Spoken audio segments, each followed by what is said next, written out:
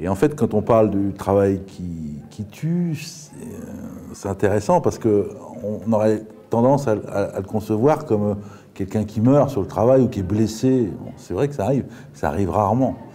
Mais ça peut être beaucoup plus pervers que ça. Et je prendrais comme exemple les gens qui travaillent en quart. Et ça, c'est fondamental. Les gens qui travaillent en quart, c'est des gens qui travaillent, qui commencent à 6h du matin et qui finissent à 14h. Il y a une deuxième équipe qui revient, qui fait 14-22, et une troisième équipe qui font la nuit de 22h à 6h du matin.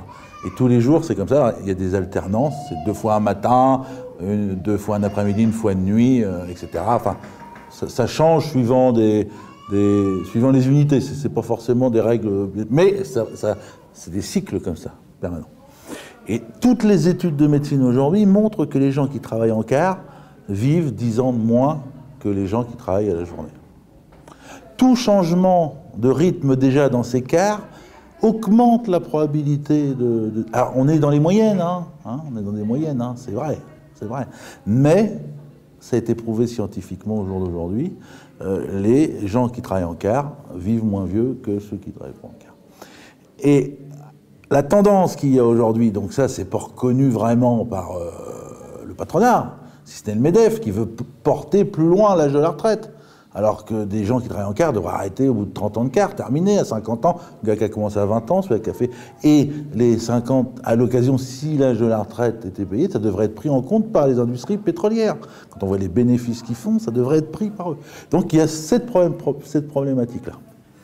La deuxième problématique, c'est qu'on est en sous-effectif. Donc quand on est en sous-effectif, les mauvaises conditions de travail s'instaurent. Il y a des mauvaises conditions de travail.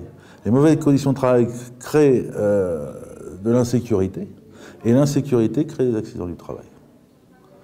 Alors, ça peut être des petites blessures bénignes, parce qu'il faut aller vite, mais dernièrement, il y a un gars qui s'est fait brûler à l'hydrogène, il y a un autre qui s'est cassé la gueule sur une unité, etc. Enfin, il y a plein de petits trucs.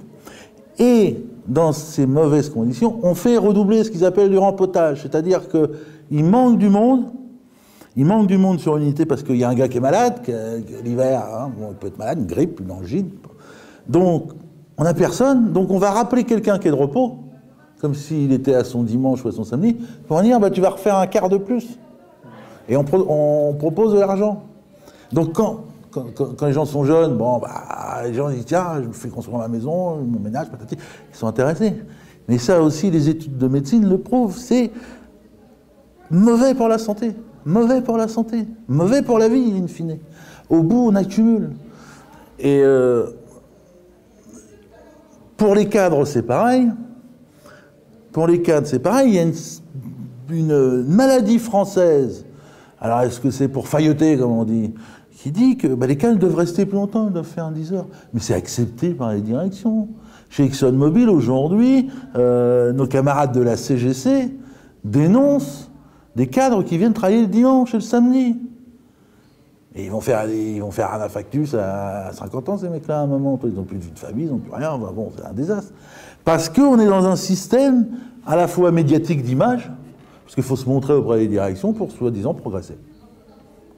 Et les directions, alors qu'ils devraient respecter la loi, sont complètement délinquants dans ce sens-là. C'est qu'ils ferment les yeux, simplement.